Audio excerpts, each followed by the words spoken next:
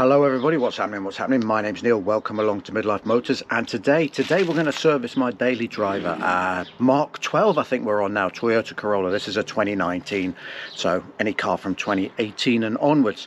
We're going to change the engine oil, we're going to change the oil filter, we're going to change the air filter, and we're also going to do the cabin filter as well. So let's get it up and get on with it. The first thing we need to do, we need to be able to get to the sump bolt and to the oil filter itself. There's a plastic cover here. Hopefully you can just about make it out. My socket is hanging from one of the 4 bolts that holds it in place, a 10mm.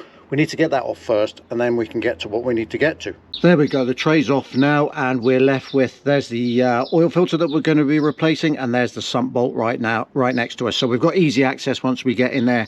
That's a 14mm, so I'll get that set up on the ratchet, and we'll get this opened.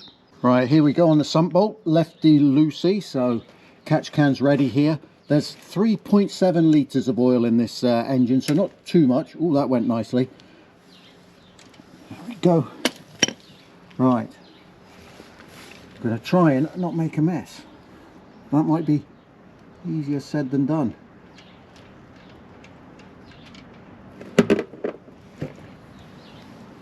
That bit has gone well. We'll leave this to drain. We'll jump up top now and change some filters while it does exactly that. That definitely need changed. I think the recommendation is every year or 12 months on this car. 12 months, every year or 12 months. 12 months is it here? Every year or 10,000 miles. The car's done 10,000 miles, so yeah, definitely needed done. Air filter time, relatively straightforward on this engine. There's 2 clips at the front here, just unclip them. 1, 2. There's 2 slots at the back, so pull it forward and it will come out then you can lift it up, take the old air filter out, slot the new air filter in. It only fits one way. At the back, make sure you get the 2 slots in first. There they go, hear them just click in there, back down, and then the 2 clips, 1, 2, back together, job done. That was easy. This is the bit that I don't like the most, getting the oil filter off. I've got one of these handy little tools on it that grips it, so hopefully that'll give me some leverage, and hopefully it's not on too tight. I've noticed it's still dripping. So here we go, we're going to push this away from us here. It's gripped on quite nicely. See if I can get a turn on it. Oh, there we go, that's nice, all the way. Hopefully I can do the rest now by hand. Here it comes. Hoping that I can catch the oil from this as well. There's going to be a little bit of oil in there. There it goes. I think I'm just going to try and let this drop straight into the tray. Quite a long thread on it. Very long thread on it. It's coming now. There we go. I'm always glad when that bit's done. Again, we'll let that drip for a while now, and we'll go and change the cabin filter while it's dripping away. The cabin filter is housed behind the glove box here. To get the glove box out, there's a little damper on the side, so we just need to unhook that, release that, and then there's 2 clips, one at the top left and one at the top right, and out it comes. It's in this little slot here. So we just pull that off, and then there's a tray that it'll come out with. There we go. Remember to keep this tray upright, because there is a top and there is a bottom. So as I take this filter out, this one's quite dirty actually. This one's definitely needs replaced. And on the new piece, there's an arrow, and that shows you which is the top. So make sure you keep that pointing up. We'll put it back in the tray. There we go. A little bit footery, make sure everything's sitting a-okay. There we go, there it is. And then back in it goes. Right, where's the bit? Hook it in.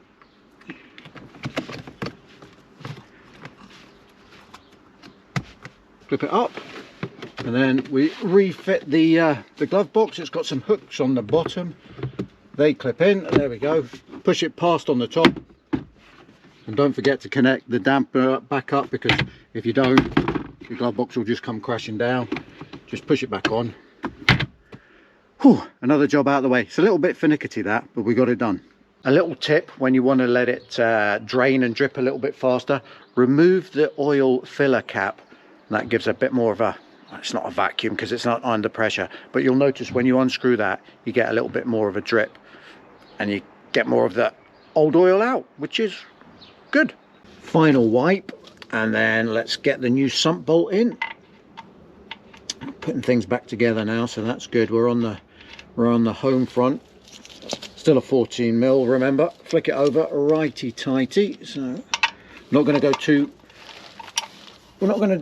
go too crazy tightening this up. Just a couple of, it wasn't particularly tight when we took it off, so a little, there we go.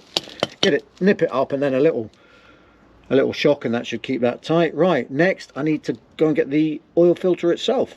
A little tip to prepare the oil filter: get a little bit of oil, engine oil, just smear it on your finger like that, and just run it around the rubber here, just so that it lubricates it, and that will help make a better seal underneath on the car.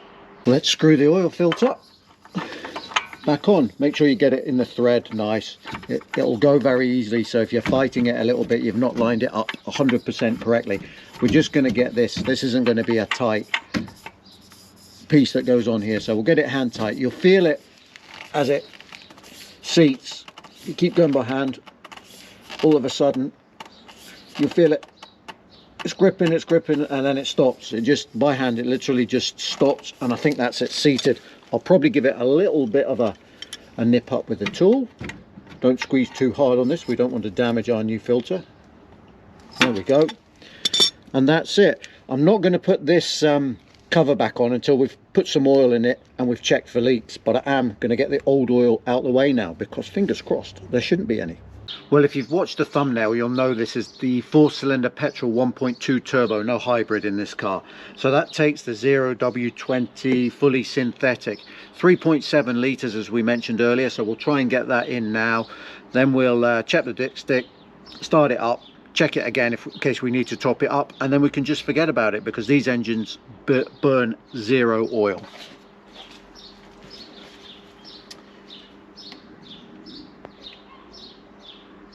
Here we go. We've left the car running while we put everything away. Just check the dipstick, and it's gone from full down to halfway between full and low, so we'll just top it up one last time, and then we've got one more job to do, but for that we need to jump inside the car.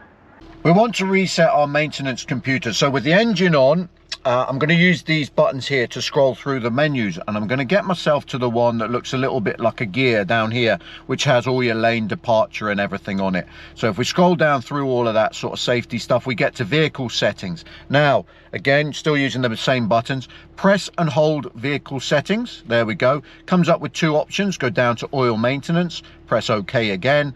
Reset data, we'll press yes. Here we go, and that is the operation complete. So if I turn the car off and then back on again, watching down in the bottom right of the screen here, when it does all its stuff, it'll come up with a spanner and it'll tell us, there we go, 9,999 miles. And that's us done. A successful afternoon's work and money well saved. I think all the parts that you saw me use today I got from Opie Oils for about £50 delivered, so well worth it. That's as good to go for another 10,000 miles. If this has been helpful, please give us a thumbs up. If you've enjoyed it and you want to hit subscribe, much appreciated. We'll do a few more tips on this car, and but for now, today, that's me. Thanks very much for watching. Goodbye.